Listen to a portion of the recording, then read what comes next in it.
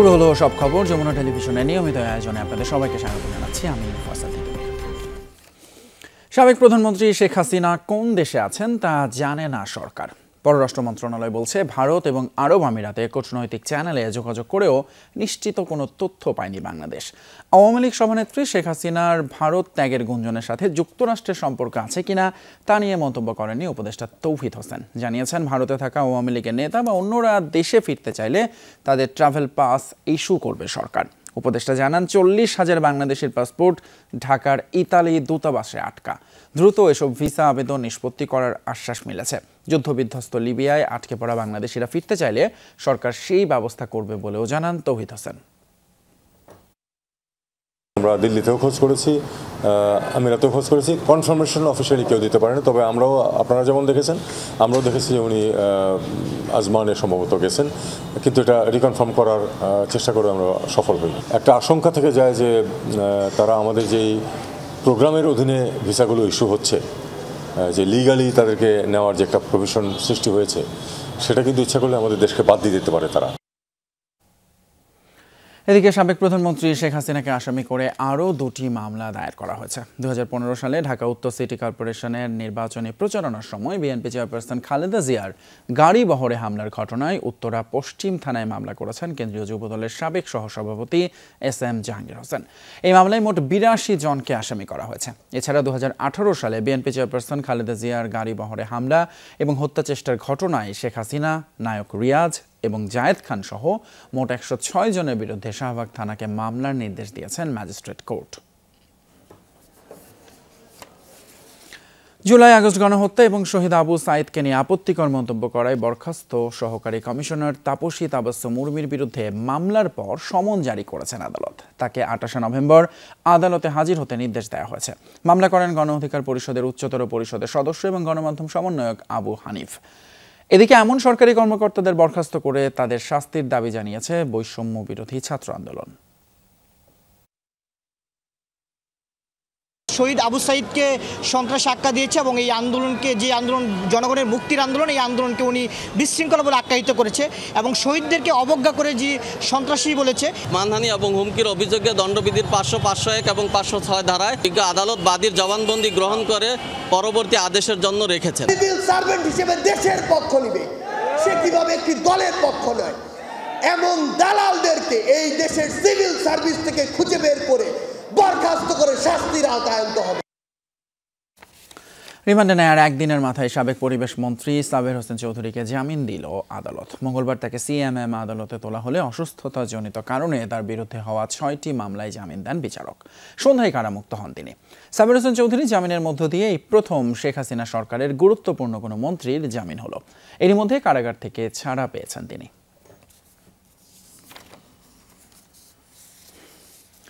আদালতে মামলার জট এবং খরচ কমানো, একই সাথে বিচার বিভাগের উপর মানুষের আস্থা ফিরিয়ে আনাকে গুরুত্ব দিচ্ছে বিচার বিভাগ সংস্কারে গঠিত কমিশন। দুপুরে কমিশনের বৈঠক শেষে সংস্কার কমিশন প্রধান বিচারপতি শাহ আবু নাঈম মমিনুর রহমান জানান, সময় কম হওয়ায় রাজনৈতিক দলগুলোর সাথে আলোচনা করছেন না তারা। এদিকে জুলাই আগস্টের মতো রক্তাক্ত অধ্যায় যেন আর না হয় তা নিশ্চিত সুপারিশ করা হবে বলে জানিয়েছেন পুলিশ সংস্কার কমিশনের প্রধান সফর রাজ হোসেন।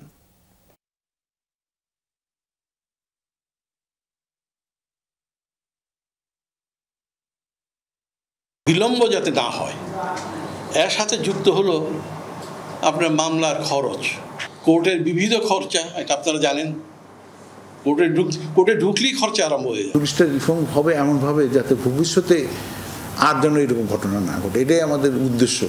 সুপারিশ করব, আমাদের কথা ওইটাই যে ভবিষ্যতে যেন এরকম ঘটনা না ঘটে। বৈষম্য বিরোধী ছাত্র আন্দোলনে ছাত্র জনতার উপর হামলা মামলায় সুনামগঞ্জ 5-এর সাবেক এমপি মহিবুর রহমান মানিক ওরফে বোমা মানিককে গ্রেপ্তার করেছে র্যাব। রাতে রাজধানীর ভাটারার একটি আবাসিক এলাকা থেকে তাকে গ্রেপ্তার করা হয়। তার বিরুদ্ধে সুনামগঞ্জ সদর থানায় বৈষম্য বিরোধী ছাত্র আন্দোলন পরবর্তী সময়ে মামলা দায়ের করা হয়। ওই মামলায় তাকে গ্রেপ্তার করা হয়েছে। গ্রেপ্তারকৃত আসামিকে ডিবির কাছে হস্তান্তর করা হয়েছে।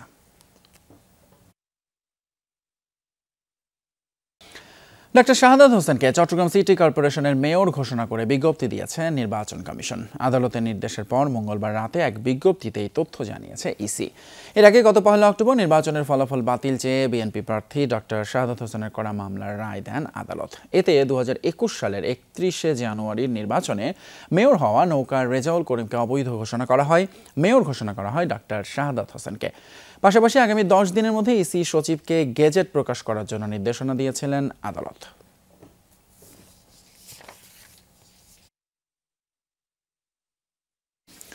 নতুন মন্ত্রী পরিষদ সচিব হিসেবে শেখ আব্দুর রশিদকে নিয়োগ দিয়েছে সরকার। জনপ্রশাসন মন্ত্রণালয়ের চুক্তি এবং বৈদেশিক নিয়োগ শাখা এক প্রজ্ঞাপনে এই তথ্য জানিয়েছে। এতে বলা হয়, অন্য পেশা কিংবা সরকারি বেসরকারি প্রতিষ্ঠানের সঙ্গে কর্ম সম্পর্ক পরিত্যাগের শর্তে ডক্টর শেখ আব্দুর রশিদকে 2 বছর মেয়াদে মন্ত্রী পরিষদ সচিব পদে চুক্তিভিত্তিক নিয়োগ দেওয়া হলো।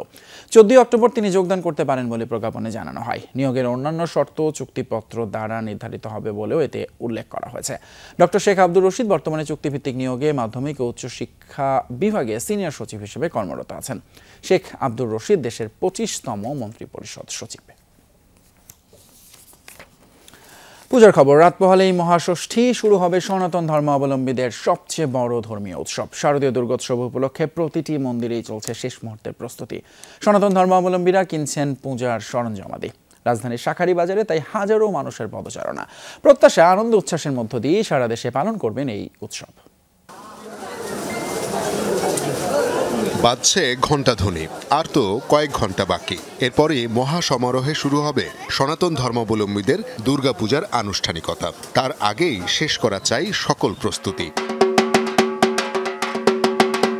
ঢাকের বাদ্য ছাড়া কি আর পূজার আনন্দ পুরো হয়? এ কারণেই ঢাকা সহ বিভিন্ন এলাকা থেকে এসেছে ঢাকের অর্ডার। ক্রেতাকে বুঝিয়ে দেওয়ার আগে চলছে টিউনিং। ক্রেতাও খুশি পূজার আগের দিনে পছন্দসই ঢাক বুঝে পেয়ে। চামড়া লাগে, কাঠ লাগে, বাঁশের চাক লাগে, বুঝছেন, 2 দিকে ফিতা লাগে।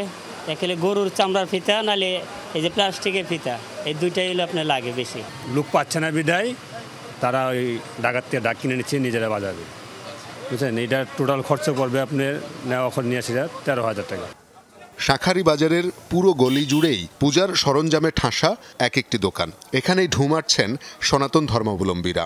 কেউ এসেছেন শাঁখা সিঁদুর কিনতে, কেউ কিনছেন পোশাক, কেউ বা দেবীকে সাজানোর নানা অনুষঙ্গ, কারো চাই শঙ্খ। নতুন পোশাক পরাবো গোপালকে, অষ্টমী পূজার দিন ভাই কিনার জন্য আসছি। দেবদেবীর পোশাক, জামা কাপড় এগুলি, আর হলো পলা আইটেম, হিন্দুদের বিয়ের যে এইসব। মিডিয়ামটাই বেশি খুঁজছে, মানে আর সঙ্গে চাহিদা মোটামুটি আছে। ঠাকুরের চূড়া, তারপরে মোটুক, এগুলা আমরা পরবো, ঠাকুরে পরবে না। ঠাকুরের কাছে মঙ্গল কামনা চাই, যিনি ভালো থাকতে পারি। এই তো, সবাই যিনি ভালো থাকে, আপনারা ভালো থাকেন, আমরাও ভালো থাকি। শুধুই কি কেনাকাটা?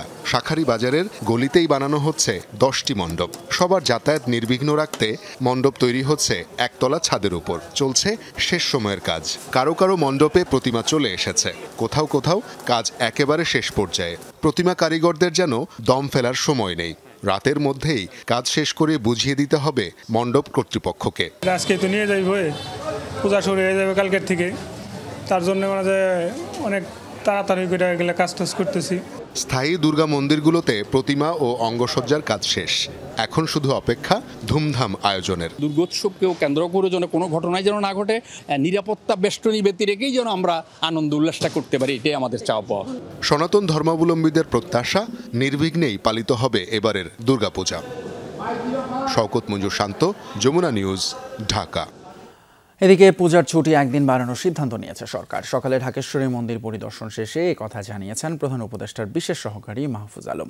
অন্যদিকে পূজা ঘিরে ঢাকায় কোনো ধরনের নিরাপত্তা ঝুঁকি নেই বলে জানিয়েছেন ডিএমপির কমিশনার। হামলার শিকার হয়েছে তারা যাতে ন্যায় বিচার পান, সেই ক্ষেত্রেও সরকার আইনগত সহায়তার ব্যবস্থা করবে। যত ঘটনা ঘটেছে আমরা কোনো সুবিচার পাইনি। এই বিষয়টি আমরা সরকারের সকল মহলে, মাননীয় প্রধান উপদেষ্টা সহ সকল মহলে তুলে ধরেছি। প্রতিটি পূজা মণ্ডপে শান্তিপূর্ণভাবে পূজা অনুষ্ঠানের জন্য আমরা বিশেষ নিরাপত্তামূলক ব্যবস্থা গ্রহণ করেছি। আমাদের জানা মতে এরকম কোনো আশঙ্কা নেই যে কোনো ধরনের ঝুঁকি আমরা দেখছি না।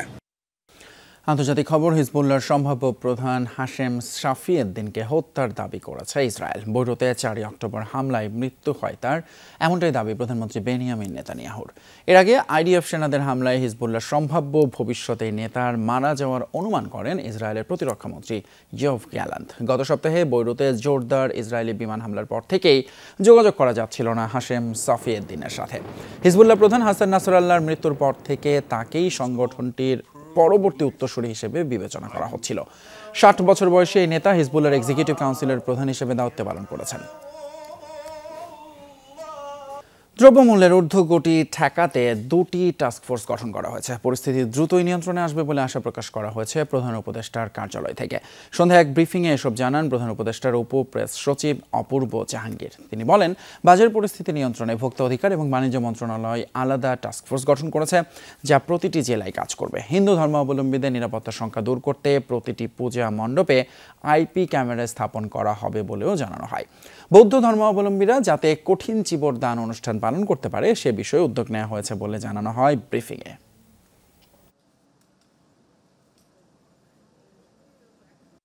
দ্রব্যমূল্য বৃদ্ধির কারণে অনেকেই আপসেট, সেদিকে সরকারের বিশেষ নজর রয়েছে। জাতীয় ভোক্তা অধিদপ্তর এবং বাণিজ্য মন্ত্রণালয় মিলে এবং আরেকটা তো জেলা পর্যায়ে একটা টাস্কফোর্স গঠন করা হয়েছে। তারা সবাই সার্বক্ষণিক মনিটরিং করছে। আমরা আশা করছি যে খুব তাড়াতাড়ি এটা কন্ট্রোলে চলে আসবে। মণ্ডপগুলোতে আইপি ক্যামেরার মাধ্যমে ইউএনও অফিস এবং থানা থেকে মনিটরিং করা হবে বলে জানানো হয়েছে। ডিমের অস্বাভাবিক মূল্য বৃদ্ধিতে রাজধানীর বিভিন্ন বাজারে অভিযান চালিয়েছে ভোক্তা অধিকার সংরক্ষণ অধিদপ্তর। কারওয়ান বাজারে ডিমের আড়তে অভিযান চালায় ভোক্তা অধিকার। এ সময় আড়তে প্রতিটি ডিমে 4 টাকা বেশি রাখার প্রমাণ পায় ভ্রাম্যমাণ আদালত। কল্যাণ সমিতির নামে অতিরিক্ত টাকা নেওয়ার কথা স্বীকার করেন ব্যবসায়ী নেতারা, যদিও বাড়তি দাম আদায়ের ক্ষেত্রে কোনো রসিদ প্রদান করা হয় না। ভোক্তা অধিকারের ঢাকা জেলা কার্যালয়ের সহকারী পরিচালক আব্দুল জব্বার মণ্ডল বলেন, 11 টাকার ডিম 15 টাকায় বিক্রি করে প্রতি পিসে 4 টাকা বাড়তি মুনাফা আদায় করা হচ্ছে, আর এর মাধ্যমে বাজার অস্থিতিশীল করছে একটি ব্যবসায়ী সিন্ডিকেট। নজর দেব ডেঙ্গু পরিস্থিতিতে। ডেঙ্গু রোগী বেড়ে যাওয়ার বিষয়ে সচেতন আছে মন্ত্রণালয়। রোগের প্রকোপ কমাতে বাড়িঘর পরিষ্কার পরিচ্ছন্ন রাখা সহ গণসচেতনতা তৈরিতেই জোর দিচ্ছে সরকার।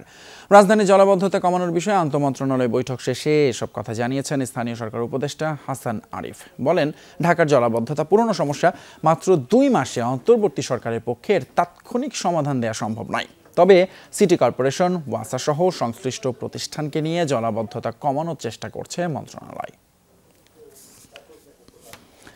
এদিকে ডেঙ্গু আক্রান্ত হয়ে গত 24 ঘন্টায় সারা দেশে 5 জনের মৃত্যু হয়েছে। এই নিয়ে চলতি বছর ডেঙ্গুতে মারা গেল মোট 193 জন। সন্ধ্যায় স্বাস্থ্য অধিদপ্তর থেকে পাঠানো সংবাদ বিজ্ঞপ্তিতে এই তথ্য জানানো হয়। বলা হয়, 24 ঘন্টায় হাসপাতালে ভর্তি হয়েছে 981 জন ডেঙ্গু রোগী, যাতে চলতি বছরে মোট 38,789 জন হাসপাতালে চিকিৎসা নিল। এর মধ্যে 63.2% পুরুষ এবং প্রায় 37% নারী। এই বছর ডেঙ্গুতে সবচেয়ে বেশি আক্রান্ত এবং মারা যাচ্ছেন 21 থেকে 25 বছর বয়সীরা। সাইবার নিরাপত্তা আইন বাতিল নাকি সংস্কার, সেই বিষয়ে এখনও চূড়ান্ত সিদ্ধান্ত নেয়নি সরকার। এই খাতের সংশ্লিষ্টদের সাথে আলোচনা করে এটি চূড়ান্ত করা হবে বলে জানিয়েছেন আইসিটি সচিব। বাক স্বাধীনতার পাশাপাশি প্রযুক্তি এবং ডিজিটাল আর্থিক খাতে নিরাপত্তার বিষয়টিকে অগ্রাধিকার দেওয়ার কথা জানিয়েছেন বিটিআরসি চেয়ারম্যান। প্রযুক্তিবিদরা মত প্রকাশের স্বাধীনতা নিশ্চিত করতে বিদ্যমান আইনের 5টি ধারার সংজ্ঞা সুনির্দিষ্ট করার তাগিদ দিচ্ছেন। সাইবার সিকিউরিটি আইনে টিপিক্যালি আমরা যেটা দেখি, সেখানে একটা স্কোপ থাকে, সেখানে আপনার সিকিউরিটি রিকোয়ারমেন্টগুলো থাকে। সাইবার সিকিউরিটি অ্যাক্ট বাংলাদেশের জন্য অনেক রিগ্রেসিভলি ইউজ করা হয়েছিল, আর পসিবিলিটি ছিল। আমি যখনই ইকোনমিক গ্রোথ চাবো, আমি যখনই টেকনোলজি আনতে চাবো, আমি সাথে সাথে ভালনারেবিলিটি তৈরি হচ্ছে, সেটাকে যখন সিকিউর করতে যাব আমার ইকোনমিক কস্ট যাবে বেড়ে। নাম্বার অফ রিফর্ম অ্যাক্টিভিটিস, যার মধ্যে focusing on this cyber security act, নিশ্চিত থাকেন এটার উপরে কাজ শুরু হয়ে গেছে। মহানবী সাল্লাল্লাহু আলাইহি ওয়াসাল্লামকে পৃথিবীর যেখান থেকে অবমাননা করা হবে সেটারই প্রতিবাদ করা হবে বলে জানিয়েছেন বক্তারা। বিকেলে বায়তুল মোকাররম জাতীয় মসজিদের সামনে ইসলামিক ইন্টেলেকচুয়াল ফোরাম আয়োজিত সমাবেশে বক্তারা বলেন, 90% মুসলমানের দেশ বাংলাদেশ। এখানে শিক্ষানীতি এবং পাঠ্যপুস্তক হতে হবে কোরআন হাদিসের আলোকে। যারা ইসলামের প্রতি বিদ্বেষ ছড়ায় তাদের প্রতি রাষ্ট্রীয়ভাবে ব্যবস্থা নেওয়ার আহ্বান জানানো হয়। বলা হয়, যদি শিক্ষা ব্যবস্থায় ইসলামের নীতির প্রতিফলন না ঘটে তাহলে তীব্র প্রতিবাদ করা হবে। শিক্ষা কমিশনে আলেমদের রাখার দাবি জানানো হয়।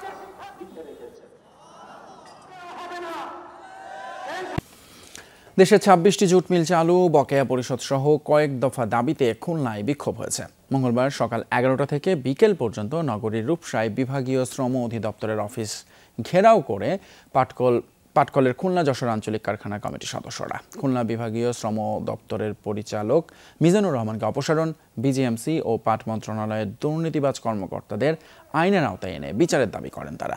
এ সময় শ্রমিকরা অভিযোগ করেন, 4 বছর আগে আওয়ামী লীগ সরকার 26টি পাটকল বন্ধের পর শ্রমিকদের পাওনা 3 মাসের মধ্যে মিটিয়ে দেওয়ার আশ্বাস দিয়েছিল। এখনও 5টি মিলের শ্রমিকরা বেতন ও মজুরি পায়নি।